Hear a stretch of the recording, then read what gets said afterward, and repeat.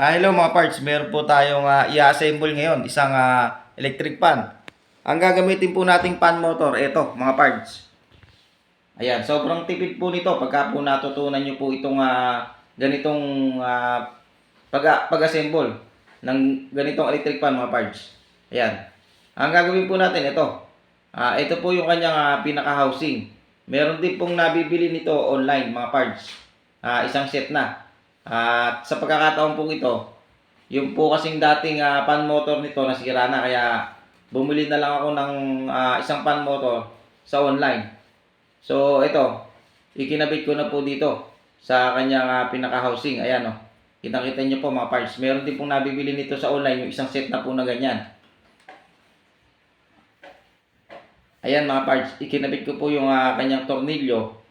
Ayan, at tapusin nyo po yung ating video at kung hindi pa po kayo nakakapag-subscribe dito sa aking channel, mag-subscribe na po kayo.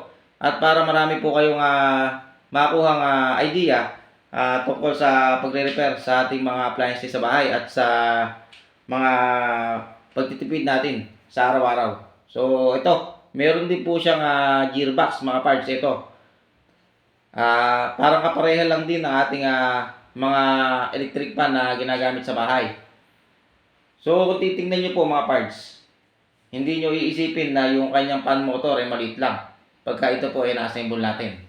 Ayan. Mabilisan lang po yung ating upload mga parts, kaya tapusin nyo po yung ating video.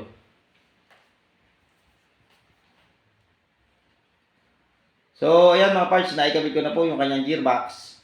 At ang next pong gagawin natin mga parts, ayan. Ganyan-ganyan po yung nabibili sa online mga parts, isang set po na ganyan.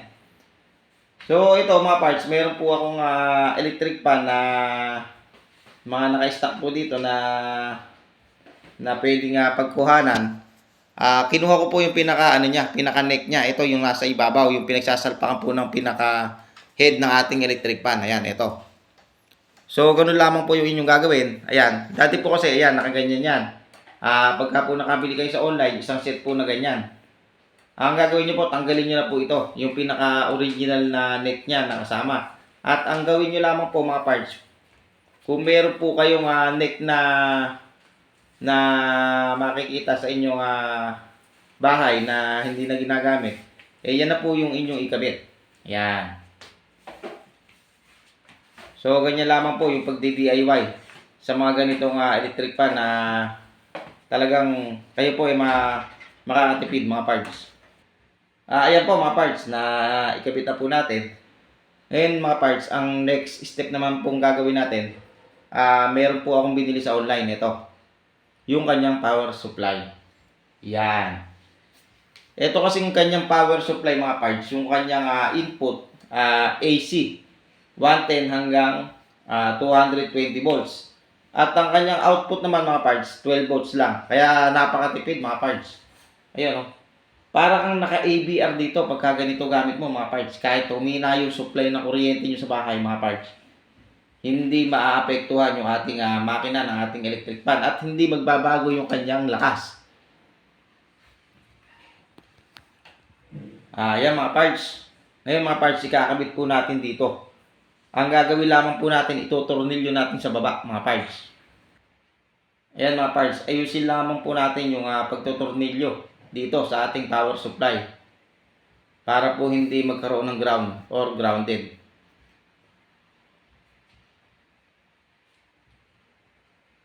Ayan mga parts. At ito, ikakabit na po natin yung ating wire. Ayan.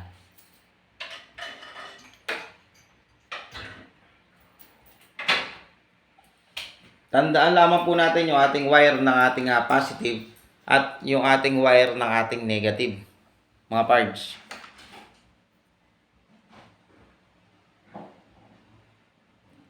Ayan mga parts, na ikabit ko na rin po yung kanyang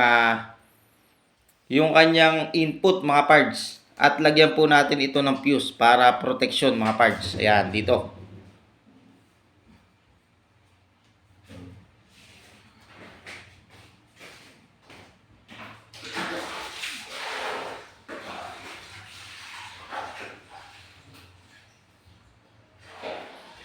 Ayan mga parts, na ikabit na po natin yung ating power supply. Ngayon, meron po akong naka-stock na cover ng mga electric pan. Ito. Ayan mga parts, naikabit ko na po. Ayan, oh. At dito ko na lang po nilagyan ng butas sa gilid.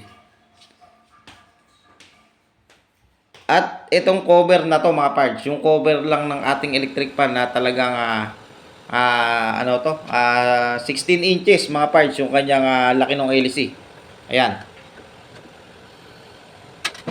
Ayan mga parts, ipa-plug in ko na po at tingnan nyo po mga parts.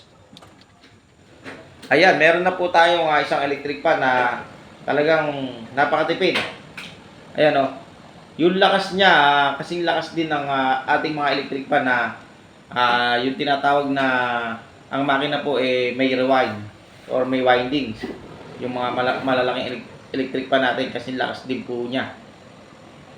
Hindi po naguhuli yung lakas mga parts. Kaya mas maganda pong gamitin to at talagang kayo po ay makakatipid sa pagkonsumo ng kuryente. Ayan.